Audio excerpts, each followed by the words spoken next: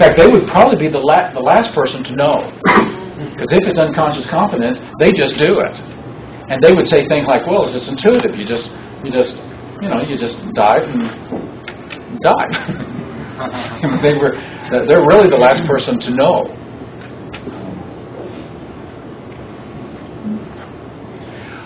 In neurosemantics, a few years ago, we started making a distinction between two parts of the mind. The thing that's on the mind, the thing that's in the front of your awareness, and the things that's in the back of your mind. And by separating consciousness into two strands, as it were, what's on the mind and what's in the back of the mind, we started making the separation between attention, what's on attention, how you're paying attention or somebody's getting your attention from intention. And these are two different dynamics, attention and intention. When you put them together, you have willpower. Now, back 100 years ago, willpower as kind of forcing yourself and making yourself to do what you want was, a lot of psychologists got into that, and then they found out it really didn't go anywhere because imagination was so much stronger than willpower.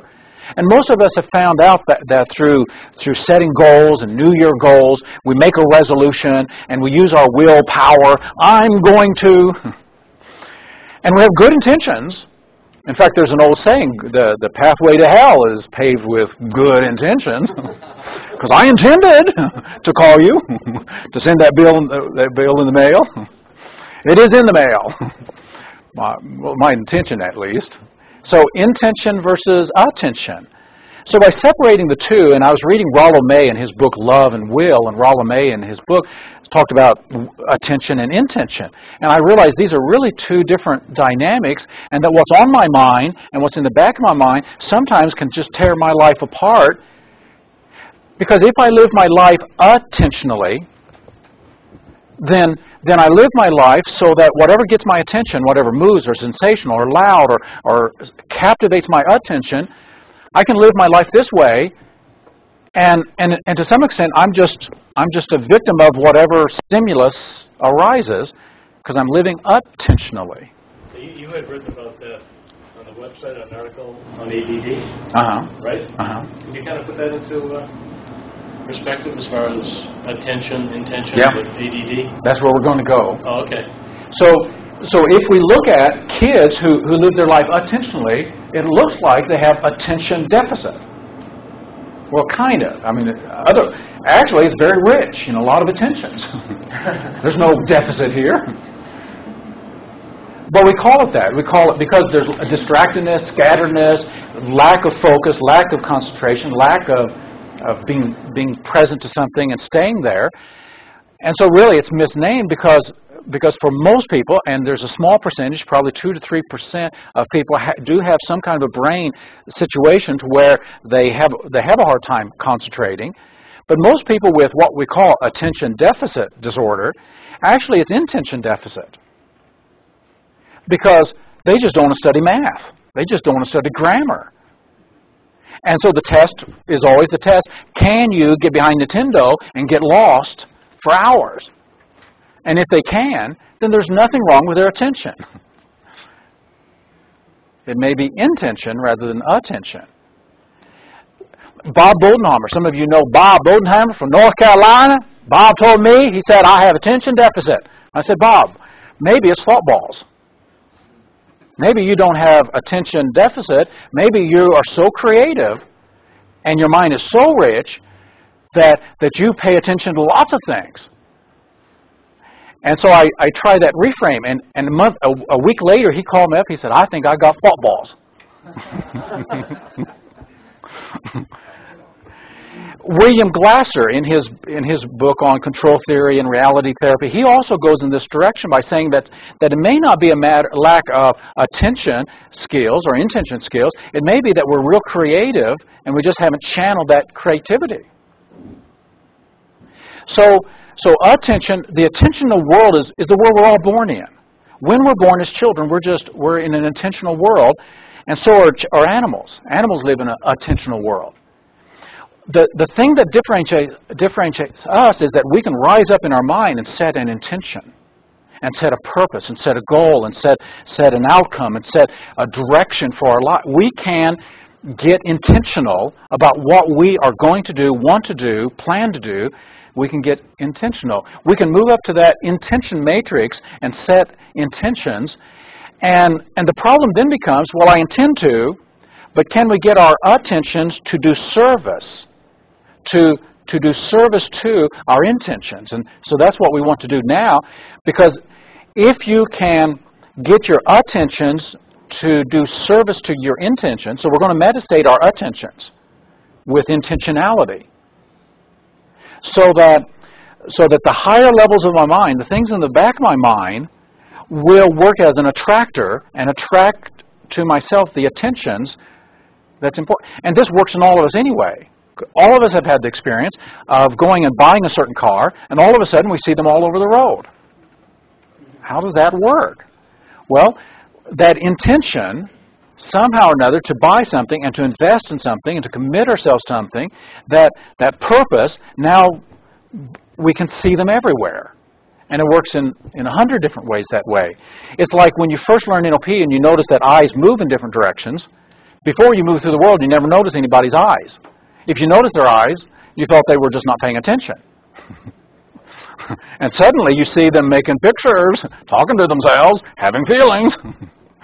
And the whole world becomes kind of like a cartoon land. So when you know something or set intention, or that intention to see eye access and cues, it'll self-organize. So what if we put this power to use and become very intentional in the way we move through life? So in working with anybody who has attention deficit, this pattern is a very powerful pattern that can begin to do that. Now, I've worked with some people who have ADD and they're proud of it. In fact, I'm an ADD person. And working with them then becomes very difficult because they've got some frames that hold it in place. And so the first thing I would do is to look at the frames, and do you have permission to concentrate? Do you have permission? Because when intention is going to control things, what you're going to do is to say no to certain things so that you can say yes to whatever it is that you're going to give yourself attention to now. This is a dynamic that works, and while there's a few people who may have some kind of a brain situation where they would need some help chemically, most of us, if we're in a conversation in a hallway here and we're talking with somebody, we can screen everybody else's words out until we hear our name somewhere, which once again shows the power of intentionality. So what I'd like you to do is think about something that's important to you, something that if you could get yourself to do, and to do on a regular basis, it would improve the quality of your life. It might be just cleaning your desk. It may be paying your bills. It may be doing some paperwork. It may be exercising regularly. It may be something you know it's important, but it's like every time you go to do it, every time you try to make it happen, it's like something gets your attention, something here, and then you had good intentions, but you don't get it done. You got anything like that? Does anybody have anything like that? So the two conditions is, it's important, and you know it's important, and you know it will improve the quality of your life, but you have a hard time staying focused. That when you get there, other things get your attention for whatever reason. So who's got something like that? What do you have? Which one? Which one? Tell me one thing that's like that, because I want to do some brainstorming first. Okay, one thing is, I got a postcard from a friend of mine's daughter saying that her father-in-law were having their 50th anniversary on Monday. Somehow I pressed that and I hadn't read it yet since I've gotten here. Okay. Yeah, that's a good so one. What's important is to writing a letter or sending a card? Uh-huh. Okay. Yeah, I would like to, because they're very meaningful in my life. We have and is this a regular pattern? What? Is this a regular pattern? That regularly, you know you need to write something, send a card, do this, but... Yeah, I have a lot around to it. Okay, a lot around to it. You'll get around to it, okay. Who else has got something like this? Getting on the treadmill in the morning. getting on the treadmill in the morning. So you have good intentions. Oh, I sit down, I'm going to do it, and then I'll just have a cup of tea, or just do this, or just do that. Okay. Okay. I'll just do that. Okay. I put off cleaning up my desk at home and at work. I used to put buried in paper, and I'll start. Then I might pick up something and start reading and lead to something else. Okay. So that would be a common one for most of us. Okay. Chris? Yep, same thing. It's spread from my desk to the floor around my desk. No. It's everywhere. Okay. Okay. So you have good intentions to do it. Is it important? Yeah, I think it's important. It will improve the quality of my life. I can get through that room. Okay. There are times when I have to just shove it so I can have even a pathway. Sounds like you got that one bad. You got that one, so that would be very common. Just eating healthy. Okay, eating healthy. So you intend to, and then when you sit down, where does your brain go? Right. Well, like if I eat out, then I just get distracted by all the great things on the menu. Okay, so all the stimulus. Ooh. Okay. Doing the dishes. Doing dishes. I don't have a dishwasher, so I have to do them by hand. Okay. The more I put it off, the more it accumulates. So it's better just to do it right after I eat. But I'm still not fully in that habit. Okay. Returning Returning items to the stores. Returning items to store. Okay. Mark? Doing the exercises and some of the NLP material. Okay. I have a hard time doing. I get caught up and sidetracked, and I just can't seem to get through it. So you have an intention that you want to do a pattern, a process, and work it, and then when you get to it, what happens? I get like a feeling of being overwhelmed with all the details, and I just lose focus. Okay. Okay. Anyone else have that one? Let me pick that one because that seems like it would be real relevant to what we're doing today. Okay. Will you? Okay.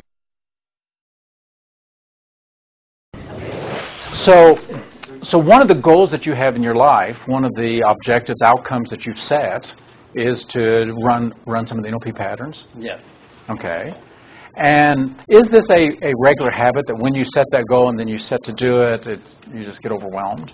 Yeah. Anytime I can read a book, read the material, and then now it's gotten to a point where it's kind of streamlined, where I just look at the exercise and I know it's going to be a bit of a hassle or get confusing, so I just read the next section. So, yeah. Okay. It's just, okay. Yeah. So but it's important. Very important for me to be able to change the quality of my life. Okay. Very much so. Why is it important? I think growth for me as a person, some transformation and some healing and stuff. Yeah. So several things: growth and transformation and healing. Mm-hmm. So sounds very important. Oh, absolutely. And so, if you think about a certain pattern that you have attempted to run, but then you keep putting it off, you've got something in mind. You don't have to say it, but just a pattern that at times you sat down and you started to, and then you got distracted somehow. Yeah. Okay. Mm-hmm. But if you did that, that would be for transformation, that'd be for growth, that'd be for healing. Yes, it would. Okay.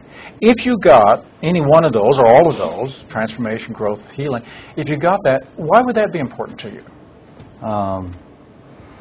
I think I think that just make me better human being, something that I can contribute onto other people as well. Okay, so you'd become a better human being. Mm-hmm, mm-hmm. And if you're a better human being, then you'd have more to contribute. Absolutely. So it sounds like those are two things. Maybe they're part of the same package. Being a better human being? I'd probably say part of the same package. Okay, being a better human being so you can contribute. If you got that fully and completely in just the way you would want to be a better human being with more to contribute, what would you get from that that's even more important? I think a sense of a deep personal pleasure associated with that. Yeah. A deep personal pleasure? Yeah. So here, we started with transformation and growth and healing, and then being a better human being to contribute, and then a sense of pleasure, a deep sense of pleasure. Mm-hmm. Okay.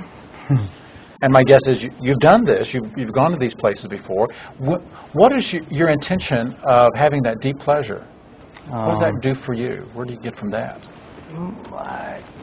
I think it gives me a sense of I don't know, personal integrity.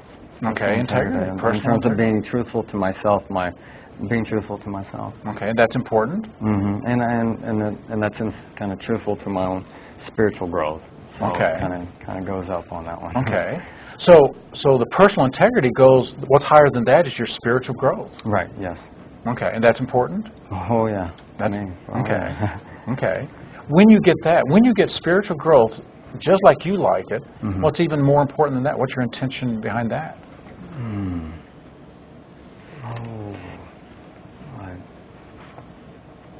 I think a oneness with God. Okay. What do you say? Oneness with God. So just go there and imagine getting that intention, that oneness with God, mm-hmm. that comes from the spiritual growth, mm-hmm. that came out of the spiritual integrity, or the personal integrity, mm-hmm. which came out of the deep pleasure, mm-hmm. which came out of the being a better human being and contributing. Mm-hmm.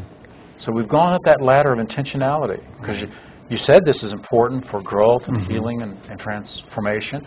And as you moved up, now we're up to personal integrity and spiritual growth and now oneness with God. Yeah. So just be there. Okay. Notice what that's like as you represent it. And just let that fill your body. And what is the breath of that? How do you breathe when you're feeling that, having that awareness? And what is the muscle tension when you have that sense of that highest? Because this sounds like one of the highest intentions of all. Mm-hmm. Okay, and it's really important. Absolutely. Okay. So as you close your eyes and just kind of be with this, just let it feel you. Because it's really a state. It's a frame of mind. And in just a moment, not yet, but just a moment, in just a moment I'll ask you to open your eyes with that in mind. And in that moment, when you open your eyes, I want you to look at that activity of running those exercises. So when you're ready, with that in mind, open your eyes, and with those eyes, look at running those practices. Yeah. And do you think you'll be able to keep attention to that? Actually, yes. It seems much more focused and. If doing this exercise is a matter of your personal integrity, your personal spiritual growth, and your oneness with God, is that strong enough to make this do service for you? Your attention to that exercise? Yes, that is. I think there's a part of a fear of not doing the exercises correctly too. Okay. Another part. There's a block there that. Okay. I don't feel I'll do the exercise correctly. Correctly. Yeah. So the reason you want to do it is for growth and transformation and healing. Mm-hmm. And the reason you want to do that is so you can be a more complete human being, a fuller human being to contribute. Absolutely. And the reason for that is that deep pleasure, and then on up for personal integrity. Mm-hmm. As you move up there, do you have permission as you learn and move through that development to make mistakes and learn from those mistakes? No, I don't have that kind of permission. You don't have that permission? No. Would your personal integrity give you that permission? My personal integrity would. Would your spiritual growth give you that permission? Yes, it would. Would your oneness with God give you that permission? Oh, yeah. Okay. Yeah. So go inside and with oneness with God, spiritual growth, integrity, notice what it's like when those intentions give you that permission to make mistakes and learn from them.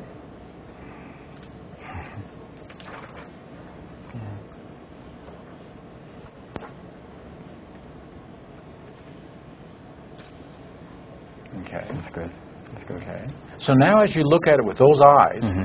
when you look at doing your exercises from that, because that's your intention, mm-hmm. your highest intention. Absolutely. And when you bring that to this, notice how that will transform this. Yeah, I can already have a sense in my body of now looking at the exercises, and there's kind of like no fear now. It's okay to make mistakes with it, and because my higher intention or my sense of being with God will kind of overshadow that. Okay. Yeah, that's good. Okay. That's a good feeling. Okay. In a week from now, you'll be back home, and there'll be times when you'll think, I want to run this pattern. Yeah, I could do it. You can do it. You can do it. So what would help you to remember to have this and to access your highest intention before you attend to this? Remembering. Okay. This moment right here. Okay. Remembering this moment right Okay. here. Can you do that? Yeah, absolutely. Will you do it? Oh, yeah.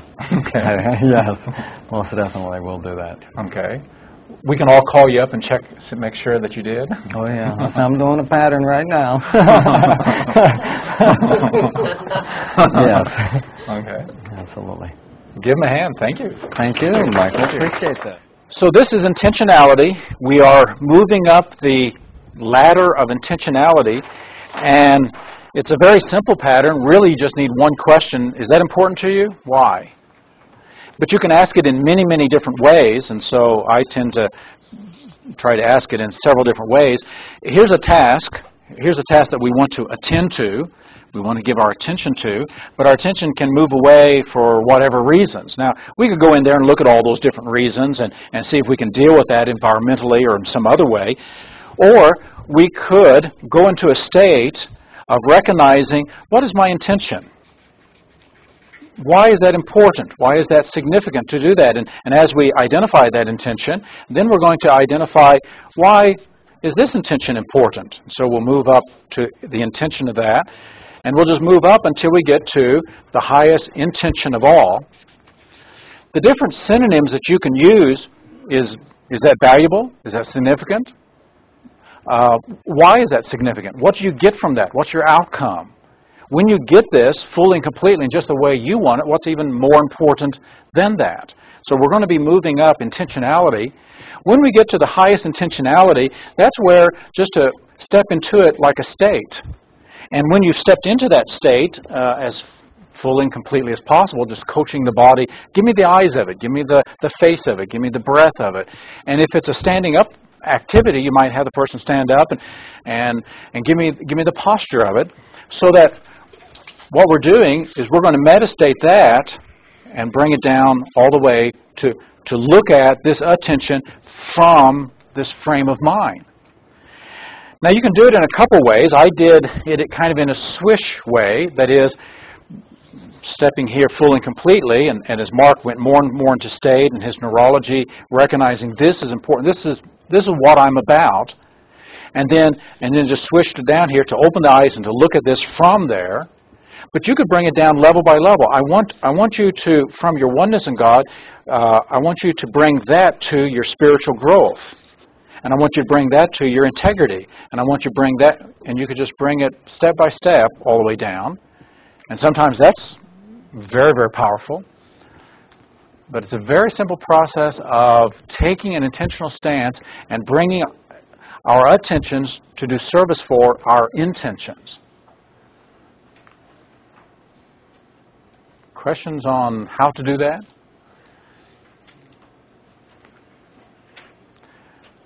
So what we're doing is creating, the gestalt that will come out of this is a sense of the ability to make a choice and to get yourself to follow through.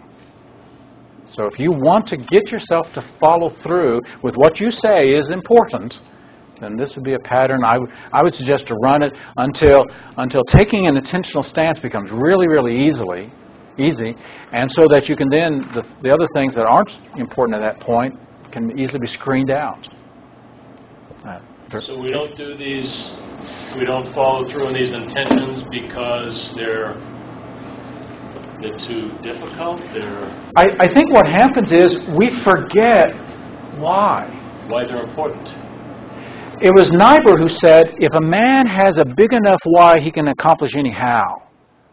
Frankel quoted that in logotherapy. If a man has a big enough why, he can accomplish any how. And I think this applies to women too. If a woman has a big enough why. I think oftentimes we start with this and we say, it's important, but then, well, that cake looks good and this looks good and I remember I should be doing this over here. And we forget why. So what this does is we go up and really refresh this and activate this and then bring this to and capture this. A lot of people have said that it brings a new kind of sacredness to all of life. Because I remember what I'm about. Because apparently we can forget what we're about. And we can get caught up in some little stuff. Now, you may start with something, because this has happened several times. You may start with something, and you go up, and about the second or third level, you may discover it's not important. I've had several people go up, and I say, so that's important to you? And they go, you know, it's not. It's not important. But I've been feeling guilty and ashamed and embarrassed and this and that and beating myself up because I thought it should be important because so-and-so said it was important. So you may find out that the reason is that there's not a strong enough highest intention. And so whatever you pick, that may occur.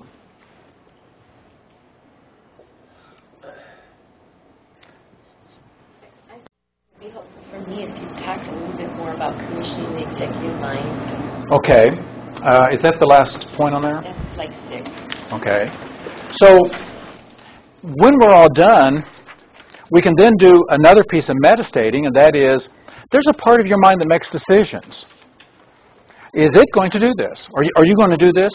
So the last thing I said to Mark, you going to do this? You want to do this? Will you do it? Because there's a part of our minds that make up our minds and makes decisions. And so asking that executive part, will you? Can I hold you accountable for that? It elicits in us a commitment. And so that we say yes to something that is important and then have the ability to say no. Now, Mark had an objection. And how I worked with the objection, I could have done it several ways. I could have said, what resource do you need? What resource do you need so that the fear won't put you off? I could have said, do you need to listen to that fear? Okay, bring that fear in, listen to it. Do you need to take counsel of it? What counsel do you need about the fear of making a mistake? But what I did was to say, so this is important and that's important. And in terms of, and I went to his top 3, in terms of that, is that intention able to give you permission just to make the mistake and learn from it and move on? And in his case, yes, and very definitely. So we just invited a permission. Obviously, because of different beliefs and different matrices, people have the highest intention won't always be oneness with God or something like that. So how do you know when you've reached the highest intention? And oftentimes you don't even need the highest. You just need a big enough why. Strong enough. And so sometimes I'll say, is that a big enough why? Because sometimes the person won't go up any higher. It may be personal integrity. It's about personal. Is anything above that? No, not really. This particular event, what that represents for me is just my own personal integrity. Is that a big enough why? And so just asking that question. Then also notice their neurology. One of the places I watch their neurology, their state and calibrate, is when if I say, is that important? And they go, and Mark did this a couple times, yeah. Okay, when you get that feeling complete, what you get more? And then, is that important? Yeah. Now I know I've got some energy going to do that. So, intentionality, we'll give you, let's take 12 minutes each, so that you, and you may want to run a couple things through this, 12 minutes each.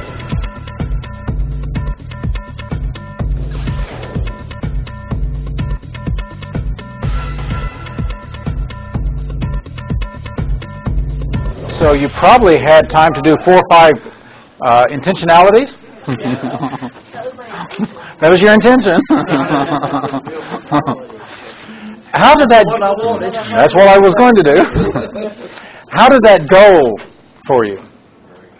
Rising up to the levels of intentionality. Did you get a big enough why? Okay, and as you brought that why down to your attention, did you feel that the attention can now do service to your intention? Okay. keep bringing out the intention and not forget it. Otherwise, my attention will go everywhere. Yeah, exactly.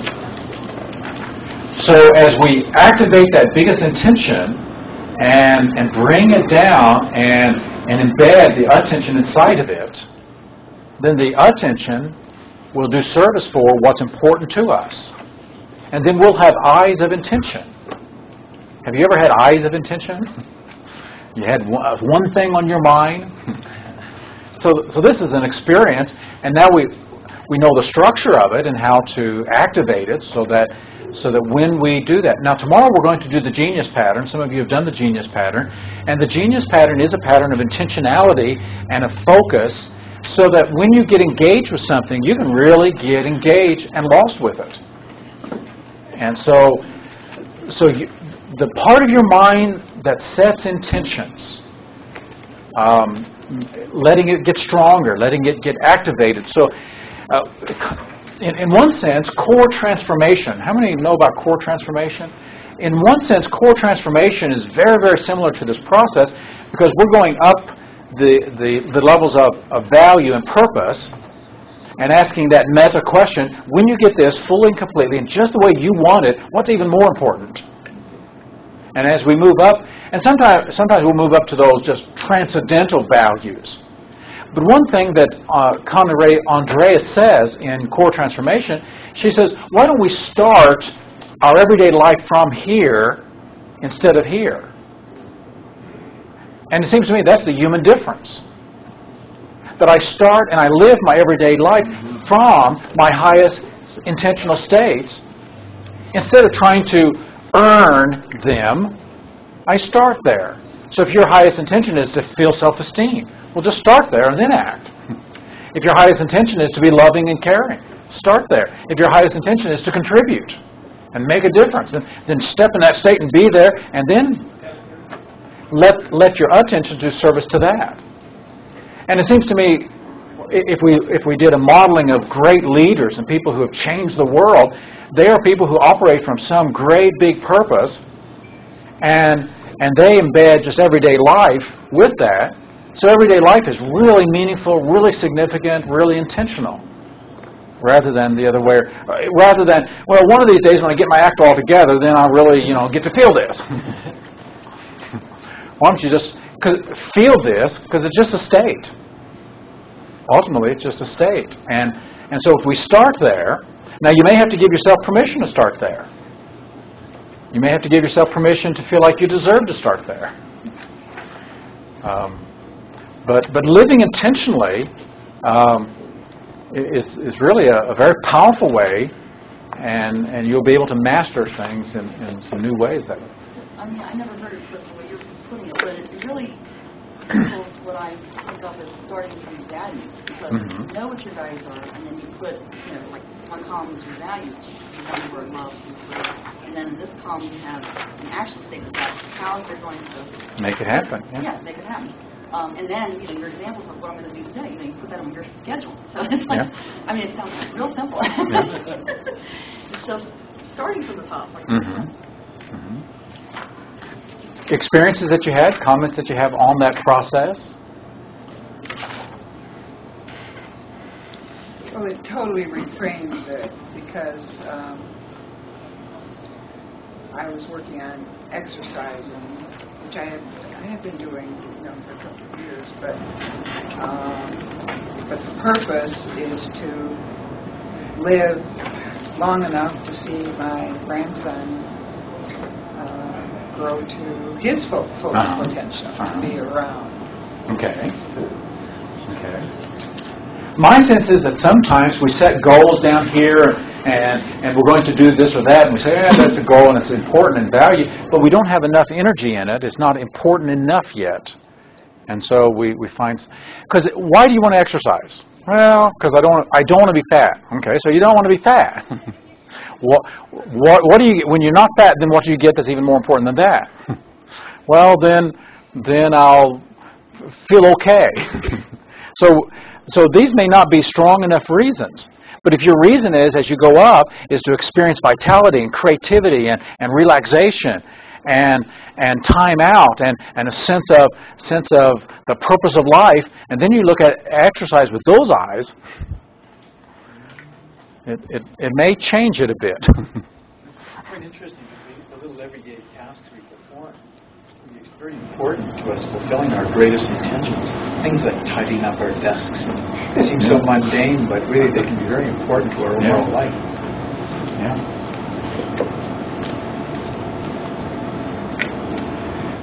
Questions? Maybe it's similar, like, let's say you're going for a goal and you're struggling to get there or whatever, and what will you experience when you have it? Like getting those end results goals. States, stepping into them and then looking at it from that place. Mm-hmm. Seems to be sort of similar, sort of a meta state type of thing. Do you do that, or is there any patterns, or is that similar to something? So a lot of times I feel like it's not real enough for them yet. Like getting those states that they're going for, kind of like almost like intentional states. Well, there's two directions in this pattern. One direction is obviously, what are you attending to? And when you do this activity, what is it going to lead to, and where is it going to go? What are the consequences?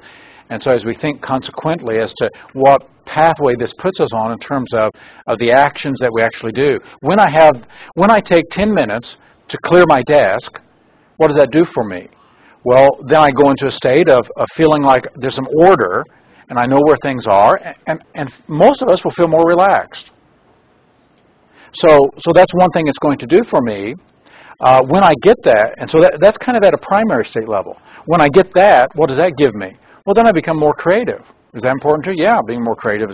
What does that give you? Well, then ideas come, and then I can create some new things that's going to have value that I can add value. Is that important? And so we go up, and so this becomes the driver, whereas the other becomes, as it were, the results I want. Because the results I want is not the clean desk. The results I want is what I'm going to be more efficient in what I do, and so that's the results I'm going for. The piece that I'm getting right now, looking at this for me anyway, is that if you start from the attention and you want to build power behind that, start going up that ladder towards intention, rather than finding the intention as the power source, it gets questioned. Because it's built on shaky legs of these other frames that it's built upon. Okay. So instead of it being the driver, it gets questioned and you stop somewhere in between. Then you have the when you say it gets questioned, how does it get questioned? Because you're starting to question yourself, getting to that executive place. Okay, so how do you do that? Well, by asking yourself those questions. Why is this important? Why am I doing this? Trying to get yourself maybe to stop procrastinating. And do you have an answer? When you ask yourself, why am I doing it, do you have an answer? Yeah, there's always an answer. Okay. But sometimes it's not enough. The answer doesn't have the energy. Okay. So we need to move up higher. Yeah, when you go up higher, you start saying, well, maybe this isn't such a worthwhile goal anyway. Okay. The energy gets diluted somewhere, and you never make it all the way up there because you start questioning the intention. And maybe all these things, maybe not all these things, maybe some of these things out here that we're trying to do just don't need to be done. Right, exactly. Well, it could be that, or it could be a meta program. Now, as Bruce is talking, I'm hallucinating. Maybe there's a meta program. Some people have the meta program of always questioning everything. They're great questioners and skeptics. Are you a great skeptic? I wouldn't say that. You wouldn't say that? I do question everything.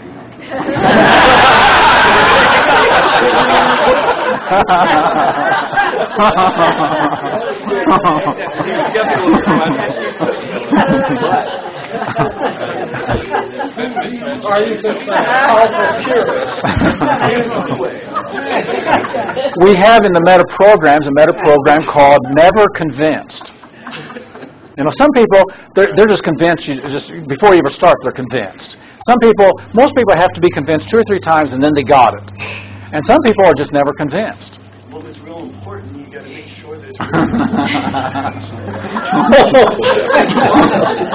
So tomorrow we're going to talk about meta programs and changing meta programs, and the questioning, the frame of mind and the perceptual thing of questioning things is a great scientific attitude, because that's how science progresses. what could go wrong here? What's not working here? And anybody who does quality control, we want them to have that frame of mind. What could go wrong here? What's not right? What's not perfect yet? So we want quality control people around the airplane or anything, checking something. We want them to have that frame of mind. We don't want them to be in positive thinking. Oh, looks pretty good. I feel good. But one place, questioning creates a cancer in the mind is when it's towards self. So if you're in that habit of always, well, am I really doing it well enough? Somebody else could. Is this really that important? And you start questioning. It works like a cancer. It just tears it apart. So we're never solid and saying, I'm going to do this. Come hell or high water. Because, well, we could be wrong.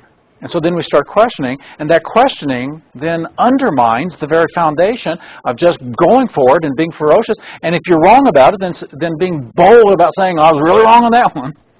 But I had a good time, learned a lot. Intuition. So the questioning, when it's turned back toward your experience, can also because it's a form of judgment. And so it can undermine intuition and creativity and other things. I have a question for Bruce. What if it was really important, but you couldn't convince yourself that it was really important? Well, then how important would it be? It's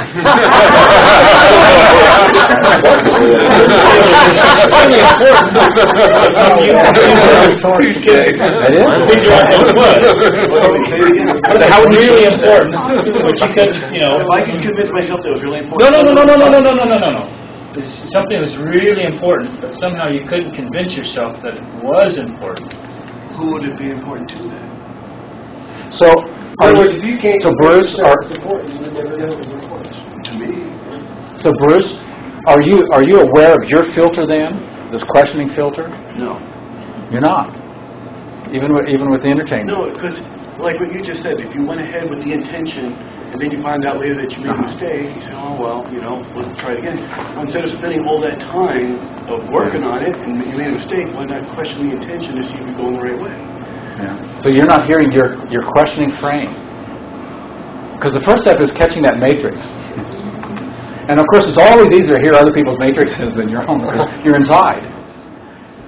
But my reflection is to set back and to start watching this, because I think once you set back and start watching it, you'll start catching that it's a predominant. My guess is it's your strength. Because I'm convinced that we're tempted not at our weakness, but at our strengths. And your strength will be the very thing, because you'll value it. And of course, you're saying those things, you're valuing it, you believe in it. You may even be a questioner. Well, that's how I do my creativity, my science, my electronics. That's how I do it. So the danger is overdoing it and doing it in a place where it doesn't work, and doing it towards self is one of those places. So since you'll never be convinced, and I'm not going to even try to convince you, because you'll never be convinced. The only thing to do is just to give it a try. Convinced of what? Exactly. So that's why you should just jump in and do it. Because you'll never be convinced. The only way you'll be convinced is if you do it and find out. Okay.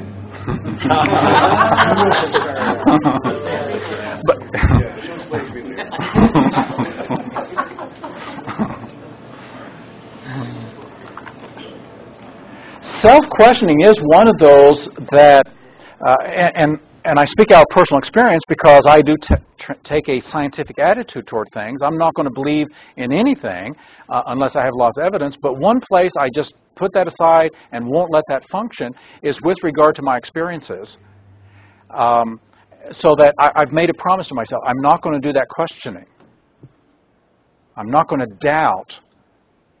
And part of that is because internal psychologics works different from external, whereas with external and in science, that is the way it progresses. But inside, because I'm really questioning, and I'm really bringing a judgment against myself, it prevents me from acting, really. Well, let me just say that. I've got a question for you. Say, for example, your intention is to go on a picnic one day, but the weather says there's a 50% chance of rain, and you don't want to be at the picnic if it's going to rain. So wouldn't you question, the soundness of the intention to do it today because it might rain? If you don't want to do it if it rains, so you're looking at another variable. So anything that is a primary state and has reference to something like that, yes. But I'm not going to question my value, whether I deserve it, whether I'm lovable, whether I have value. So when that question comes back to self and to those kinds of states, that's where I would not do that. That's where I would believe in. I can't prove that unconditional self-esteem is true. I don't know if that's true or not. But I know that when I affirm it and value it and won't question it, it puts me in a place where I can just be much more effective than if I'm always doubting whether I have value or am I lovable or whether I'll succeed. It's about myself. It's about doing something, okay. Intentionally get something done. Okay. That's what I'm questioning. Okay. By that kind of self-judgment, would that be something like where it's like the woulda, coulda, shoulda? If I only did this, or if I only, is that what some of what so you're that's referring another to? Form of In other words, I could have done that, or I should have done that, or if I know more, I would have done that. That kind of, and that is what you're saying tends to turn around against you as self-condemnation and maybe keeps you from moving forward. Mm-hmm. Yeah, we undermine our very sense of having a solid sense of self. And so, yeah. So a lot of the ways of doing that, questioning self or just the if only, or things like that. It also sounds like there's an element of fear involved that's preventing action from taking place. You can take a probability of 50% rain and then just not go because it might rain, but you don't know what's going to happen. So all you can do is bring yourself to the situation and find out what happens. So I'm trying to keep separate those kinds of things that are primary states. Because it's really a different kind of logic than the kind of building up the matrix thing. Several people this last exercise came up against things like, do I deserve it? Will I succeed? Well, so I don't know if you'll succeed or not, but I know that if you believe that you can succeed, but if you start doubting that, so that's the kind of things where doubt just does not work. Doubt really works well in the outside world. I mean, it can be very useful there. So I went to a seminar with Robert McDonald, and he said there are two paths to life. Well, one way is don't try, you can't fail. You're already a failure. And the other way was don't be afraid to fail. You'll learn from it, you'll experience it. And it went on and on and on along these two lines. So how would you handle the dialogue like we were talking about where he said, doubt. Well, I was thinking, well, then don't try, you won't fail. Now that really takes you to a stuck state. Because if you don't try anything, you can't fail. Yeah. You are going to fail. Yeah. So in terms of thinking, what is this thought, what is this fear, what frames does it set? Yeah. And what box does it put me in? What matrix does it put me in? And when it puts me in there, what state is it going to generate? And then what behaviors? And is that effective? Is that enhancing? And so that's where we do our ecology check. That's where we do the quality control to see if that frame of mine. And since every frame of mine is just thoughts and feelings, just beliefs, and not real, then the question isn't true, is it right, but is it effective, is it productive, does it make things better or not? And so that's really where the test comes in. And sometimes you don't know until you give it a try. So the state of being willing to experiment with things seems to me to be a key thing for learning and growing. And so that willingness to adapt and to learn and not to take counsel of all of our fears, of all the things that could go wrong. We are a class of life who not only fear things when they're dangerous, but we can imagine, we have imaginary fears, of fears of all kind of things that could happen. And we can get ourselves really worked up into our fears of what could happen. Anticipated fears, or even worse, fears of what something would mean if. You ever had those kind of fears? It's a little dog and a cat cuddled up, and the dog's saying, I think there's a thunderstorm coming, I think there's a thunderstorm coming, there's a thunderstorm coming. And the next one says, it's the cat saying, I love those thunderstorms, I get my best cuddles in thunderstorms. what you just said reminds me of future facing. That sometimes future facing can be really helpful, and sometimes it can be a problem. To me, it's helpful when you're looking at the head and saying, "Oh, if I do this, and down the road I can get that or whatever." Or if I keep doing what I'm doing, and something that's going to end up putting me in the loony bin or something like that. That's that's helpful to know too. But something that happened for me was in a relationship that when, let's say, one of the two people is thinking, oh, this is going to happen, or this is happening right now, so down the road it's going to keep happening, and it could cause big problems. If that's not talked about, then that person could go in a bad direction, and cause the relationship to be worse. Yesterday and this morning, both days, we asked you to set some intentions. I'd like you to open your page wherever you wrote your intentions down, to look at those intentions now that we've done this intentionality pattern. Because yesterday we said, what are your intentions? What do you want from the training? And then we asked the same thing today. What do you want? What's your intention? What's your goal? I do this with every training, and we do it every single day. And for me, it's starting a habit. I did it for 30 days in a row not too long ago. Every single day, got up and said, what's my objective today? Why am I living today? What do I want to... When I lay my head on the pillow tonight, what do I want to accomplish today? And sometimes it was results. I want to get this particular thing done. Sometimes it was an experience. I want to experience this or that. And it was interesting as I wrote experiences. Sometimes I wanted to remember who I love and who loves me. Sometimes the experience was I want to learn one new thing, or I want to drive in home one new thing.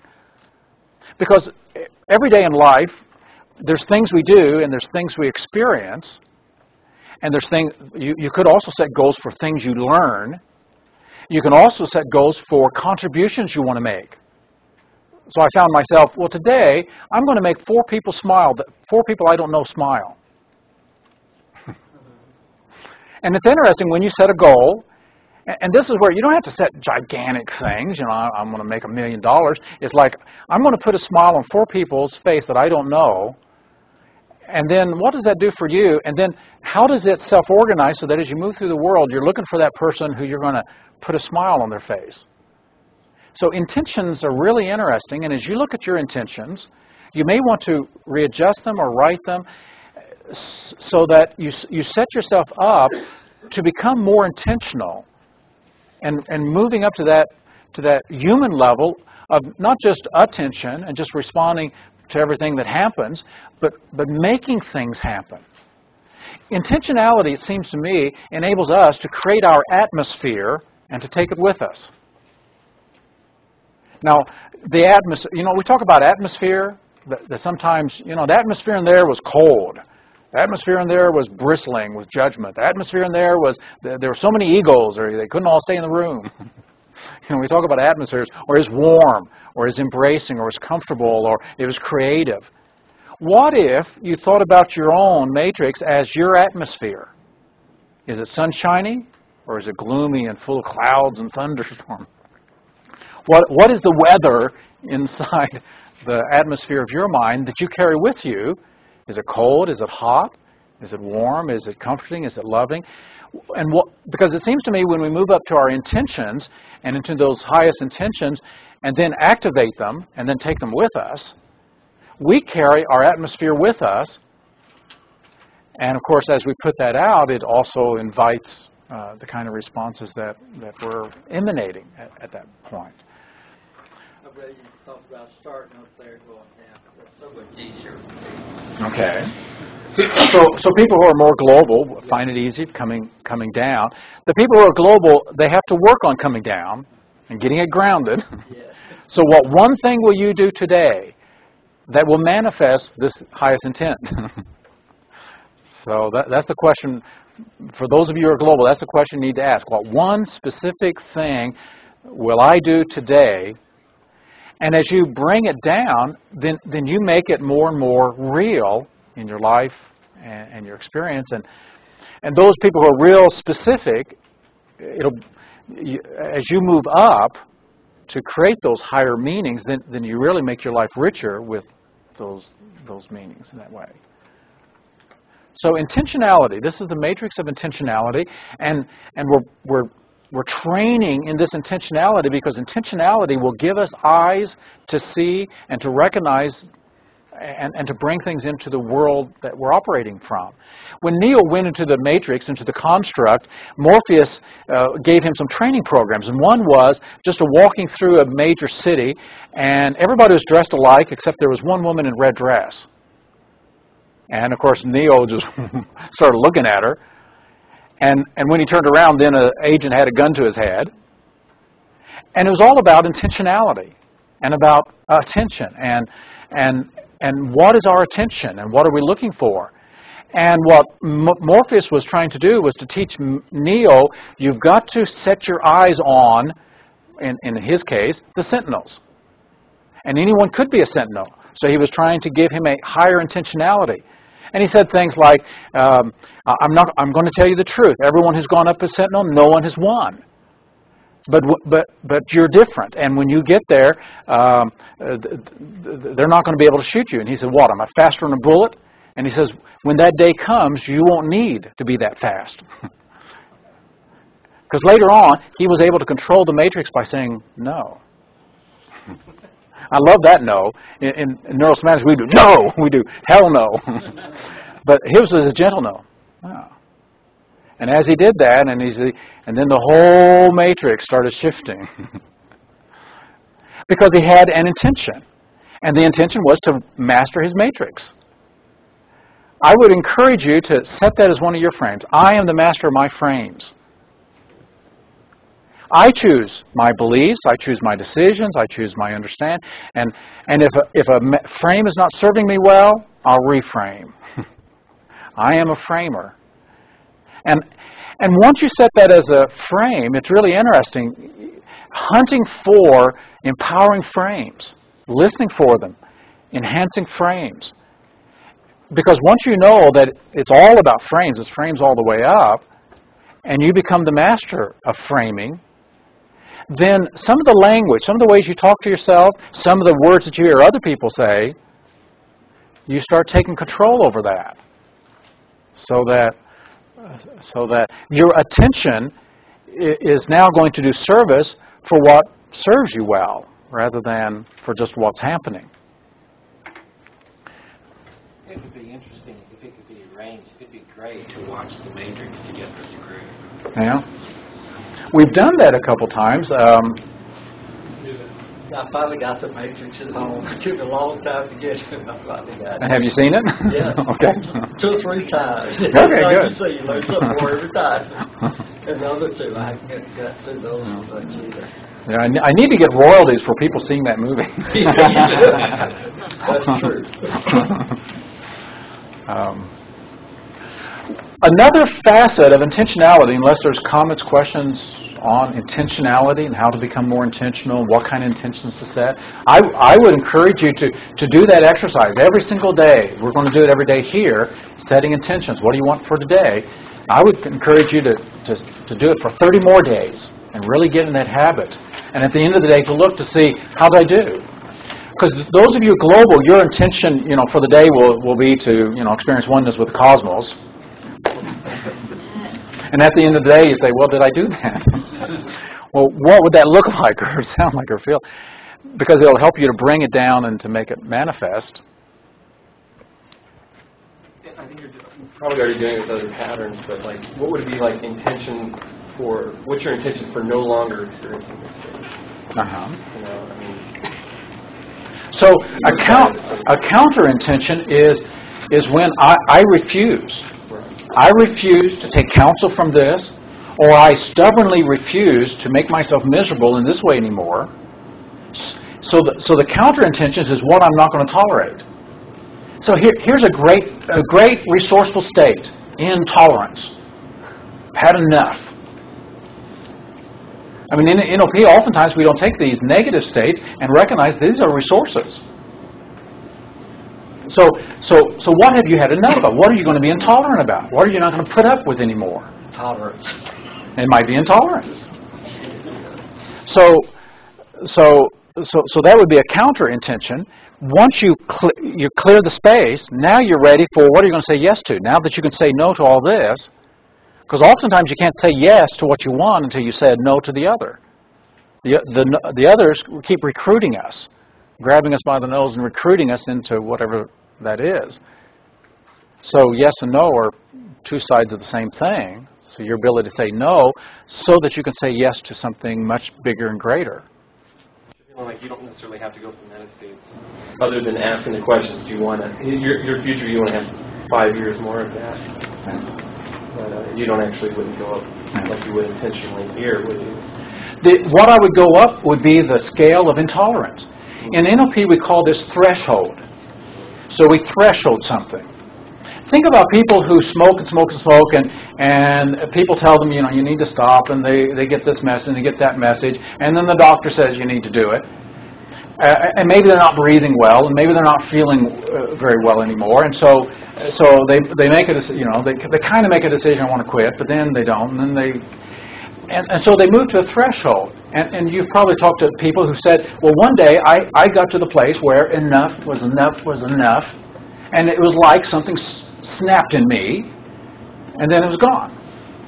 Well, people do that with relationships. I've had enough of this, and enough of this, and now something snapped, and it's over.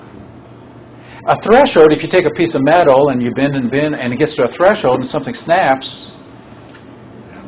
So thresholding, and there's in NLP a threshold pattern where you take something and you make it worse and worse and worse until you get that place inside, you're really making that decision enough. And then you pop over and have a new chance. So that is a pattern sometimes that's really useful. And so I do it by saying, well, I think you need 5 more years of this. You haven't had enough of this. You think this is bad. Wait until next year. Then we're going to double that. And so it is a threshold to create that propulsion away from something so that they can go towards something else. So the away from and the toward. Can you give an example? I mean, you probably have done this here and there, but just like there's something that you wanted to get rid of, or at some level, and like you're telling us, make that commitment or write down your intentionality. I want to do this. Kind of take us through that process of what, how you did it, like if there's something you wanted to change. It could be any, like you took it, I'm in this frame, I don't like that anymore, I want to change it to this one. Just one snapshot. One of the things I did a number of years ago was I recognize, one of my patterns is to respond pretty quickly. So if someone comes on, my immediate response is come back. And I realized that there was a certain person in my life who just seemed to know to push that button. So my intention was, I am going to unplug that button. I am not going to give all my power away by getting that thing pushed. And it was a person who was renting one of my houses. And good-hearted, I wanted to help them, and they weren't coming up with some of the money, and so they would explain this and that, and so what they would do, they would say, well, could you? Well, they didn't ask, they just made some statements, and it would get me into kind of a response, and I said, I am not going to be played by that. So my intent is to unplug the button. As I unplug the reactive button, so that I don't get rattled, because that was my intention, then the positive side is I'm going to stay calm and cool. In fact, I'm going to stay so calm and cool, I'm going to be charming to you. In spite of you doing all these things trying to rattle me. I'm going to be so charming, it's going to drive you bananas. Trying to get you to make less money, or I don't have to pay this right now. I don't know what their intent was. Their intent was to not fulfill the obligations of what they said they would do. He would say, I'll be up there on Thursday and bring some of the money. He wouldn't show up. And I would call, because one of my values is if you say something, then do it. So it would kind of rattle me that he would, and so I'd want to lecture him. It would call that forth. And I caught myself a couple times giving him a lecture, you ought to do what you say. It's like wearing out the other ear. Plus, I didn't like myself in that lecturing mode. So I said, I'm going to unplug that. I'm going to move somewhere else. So then I realized I needed to have a clear picture of how I wanted to respond. So I started thinking about different people that I've seen in movies, giving me a good model for how to be cool under some pressure. And ironically, if you want to see a great movie on anger control,